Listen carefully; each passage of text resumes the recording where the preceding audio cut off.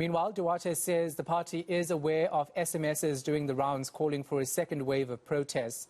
She says the ANC is studying the messages and hopes to find more arrests soon. What we cannot avoid telling you is that we watched as SMSs were rolling out and Facebook and other places were discussing where the violence would take place. And indeed, it happened where the faceless people said it would happen. And so to deny that it was planned, it was orchestrated is futile.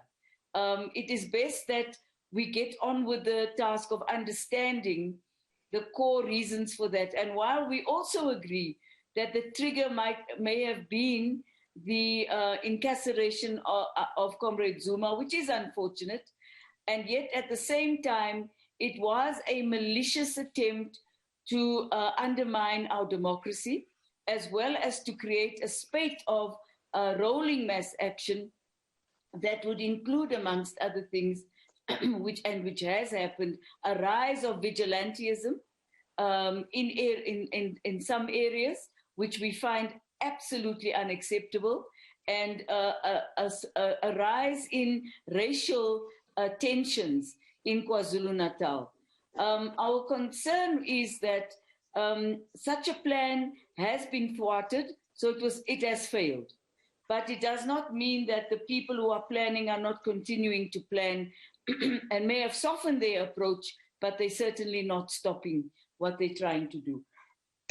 It's also disingenuous to make the former president of the country a scapegoat and use his name, I beg your pardon, in this manner.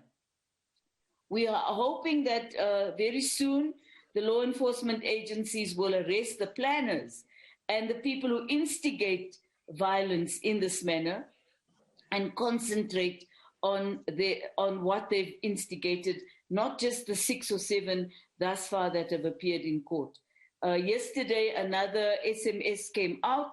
We are studying it. We understand that it is a call for a second phase of protests, and hopefully the planners will now understand that it cannot continue in the manner that they wish to. Democracy has opened its doors for people to assemble and to air their views. Our country has never stopped people from freedom of speech, freedom of assembly, but what we cannot allow is for people to instigate violence.